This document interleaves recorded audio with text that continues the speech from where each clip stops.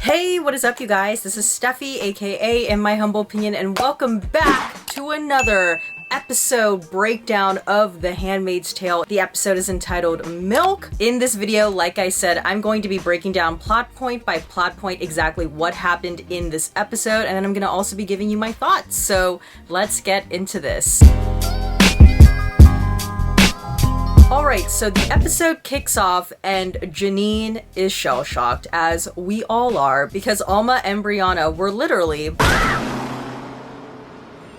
And for those of you who were in denial that Brianna and Alma were dead, June makes it very clear that they are indeed dead. So June basically tells Janine they're going to be okay, they just gotta follow the train tracks, and they manage to sneak into the train tank car that's literally filled with milk. Episode title. Back in Canada, Rita is giving us ASMR bread content and shares a meal with Moira. So I don't know about you guys, but upon watching this episode back, when Rita said, "Thank you, you've been kind," I kind of like caught a vibe between Rita and Moira, and I was like, and then when I started to look at Rita a bit more, I was like, she does have an uncanny resemblance to Moira's girlfriend, so never say never? I don't know. But that moment quickly dies when Moira tells her that she couldn't find any record of her sister or nephew. And as if her day couldn't get any worse, Moira then tells Rita that Serena wants to see her. So when she goes to meet Serena, Serena is being very, very nice. A little too nice, which means that she is plotting and this bitch wants something. So then Serena hands Rita a sonogram picture and Rita is like,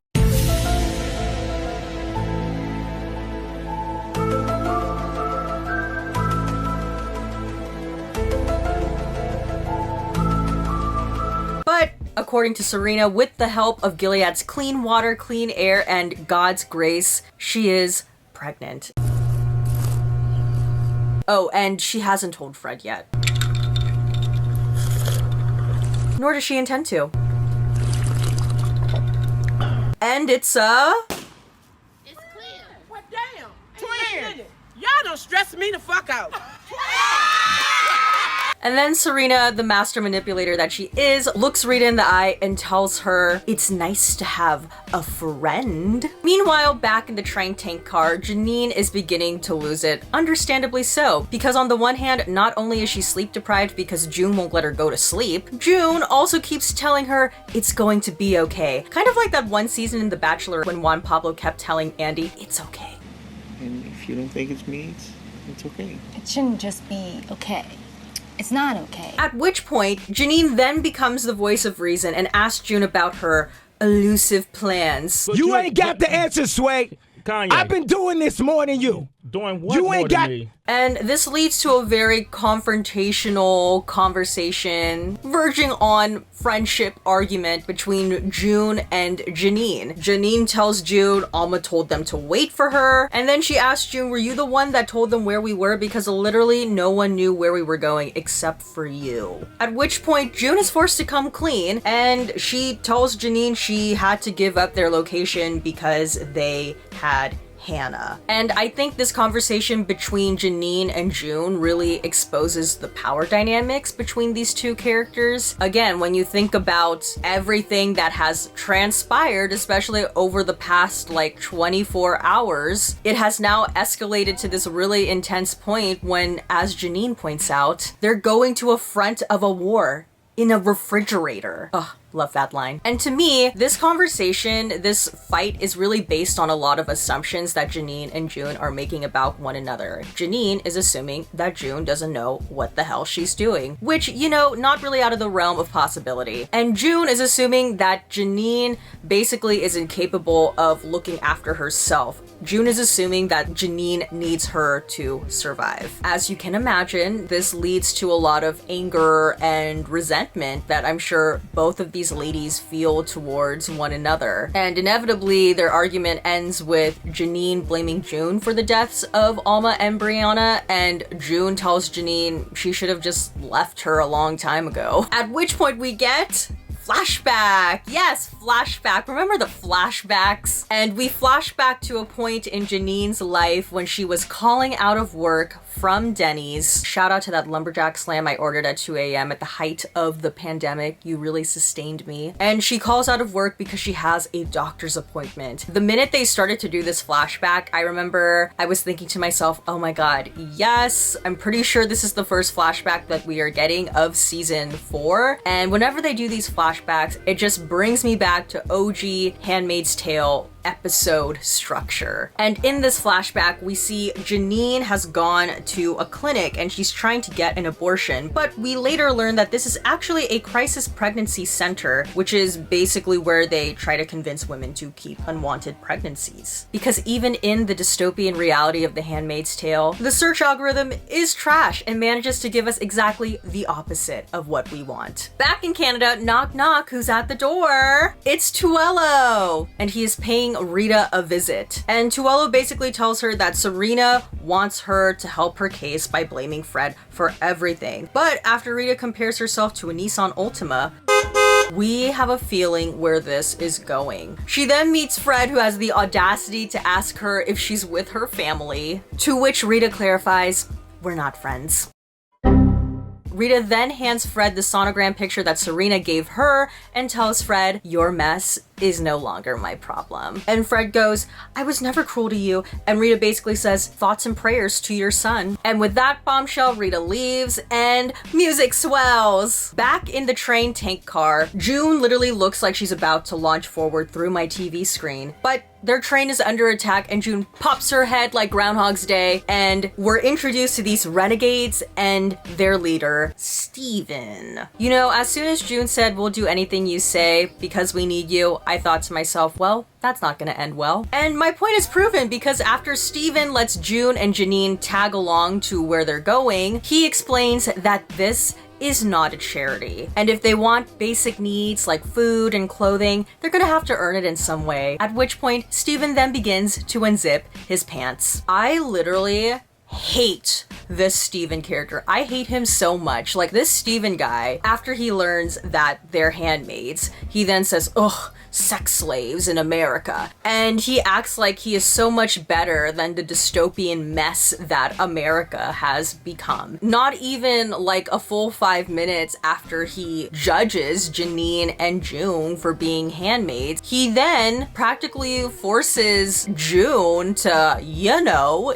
in order for her to get food and clothes. All the while too, while making these really disrespectful remarks, Steven is just a dick. He's a dick and I do not like him. And then when he sees that June is practically traumatized when she's about to, you know, Steven tells her, "Hey, you know, I'm not gonna force you." Oh, really? Then why are your pants unzipped? And, you know, as if, again, things couldn't get any worse because this is The Handmaid's Tale, Steven has no idea what Mayday is. June then breaks the news to Janine that they gotta go, but at least Janine got a beanie out of this. We then flash back once more to Janine with Caleb, and she's taking care of him. She's singing some Bob Marley, and she's going to an appointment with an actual doctor who's actually straight up with her and doesn't give her any misinformation because science. And I really love this scene because it's such a contrast to Janine's previous meeting at that crisis pregnancy center. Like, wow, what a difference. And it strangely helps the episode kind of end on a hopeful, positive note, despite the fact that in the chronological timeline of events, this meeting took place years before where we currently are in the story. But I don't know, it was really nice to just see after all this time a doctor be straight up with Janine and not shame her for making certain life choices. We then get another ASMR food moment with Rita, and Rita is eating her sushi by the windowsill in the light, and you're just like, yes girl, you enjoy that sushi, you deserve. And maybe after this I might get some sushi because I deserve to. Woo-hoo. Insert one dramatic montage of June taking off her handmaid's garb, and the episode finally ends with June in a yellow hoodie, which, you know, beggars can't be choosers. Janine then gives June a slice of bread and tells her, hey, it wasn't that bad. At least Steven thought my eye patch was cool. And that's how we end episode 4 with Janine and June and their slices of bread. I love bread. Alright, now for some post-show thoughts about episode 4. I feel like in the grand scheme of things, episode 4 is a transitional setup episode. I've read some of your comments and a lot of you were like, I don't know about this season. I'm beginning to lose hope. Don't. We have made it this far. I'm going to June you right now and tell you we have made it this far. Keep hanging in there. Yeah, I feel like in the grand scheme of things, episode 4 is functioning as this setup transitional episode, and it mainly functions to establish 3 things. The girls are moving, Rita doesn't give a fuck about the Waterfords, and Fred now knows that Serena is pregnant. Those are like the 3 main things, at least for me, that narrative-wise this episode accomplished. And I also have to say too, I feel like in a way this episode sort of gave Janine more of a say as a character. Janine, at least when it comes to June, she pretty much will follow whatever she says, or she just like trusts June. She trusts June so much. And I feel like as a Handmaid's Tale fan community, and even the characters within the world of the Handmaid's Tale, they're very protective of Janine. Because of that, I think the characters in the show, as well as we as the audience, we tend to handle Janine with great delicacy. Like, we handle her with kid gloves, which may lead some of us to believe or to think that Janine isn't capable of taking care of herself, that she needs someone, whether it be June or whether it be Aunt Lydia. I think the flashback, as well as what's happening in the current timeline, goes to show that she's a lot more capable than we think and than she thinks too. And that, you know, during really stressful, intense situations in her life, like, Janine steps up. Now, the real test may potentially come if Janine is ever truly by herself, sans June, maybe even sans Aunt Lydia. We shall see. I don't know how Janine is gonna fare if that were to ever happen. But until then, I'm so happy that Janine just like actually confronted June in this episode and just like laid it all out there and told her how she feels, because I feel like that confrontation scene that she had with June in the train tank, she's literally saying what a lot of us have been thinking and feeling.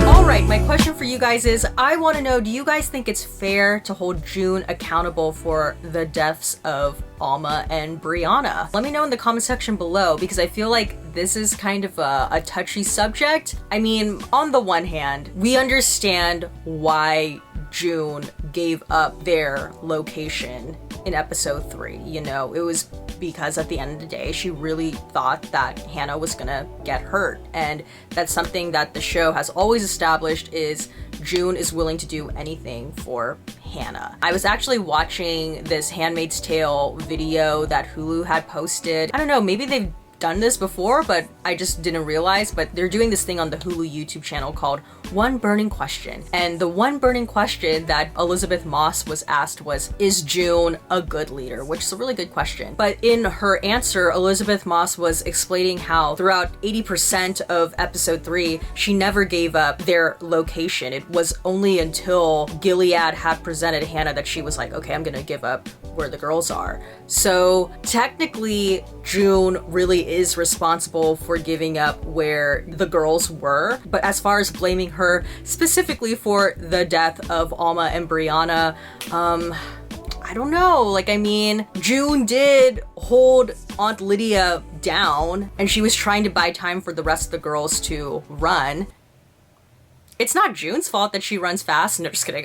It's hard to blame June 100% and for her to have Alma and Brianna's blood on her hands, because with June, they really did get far, but also there are certain decisions that June made, such as having her one crazy night at that Jezebel house that may have potentially hurt all of them in the end. This is gonna sound so harsh when I say this, but Alma and Brianna, they took that chance just as Janine and June took that chance when they were booking it to the other side of the train tracks. And technically, it really isn't June's fault that Alma and Brianna didn't make it. But, you know, from an emotional point of view, I can see how some people may feel differently. So yeah, let me know, what are your thoughts on that? Do you think it is fair to hold June accountable for the deaths of Alma and Brianna? I think it's a really tricky question, but I'd like to know your guys' thoughts on that. Alright, well that's about it for this video. If you liked it, please give this video a thumbs up. Don't forget to hit the subscribe button, and please turn on the comment section down below so you know when a new video from me comes out. And comment down below your thoughts on episode 4 of The Handmaid's Tale. Let me know, like, what did you think about the episode? Did you think it was slow? Are you still hanging in there? Hang in there, you guys. Like, I promise you, promises will be fulfilled. So yeah, that's pretty much it. As always, everything I said, which is my own personal thoughts and all my humble opinion. And I will see you guys in the next one. Bye!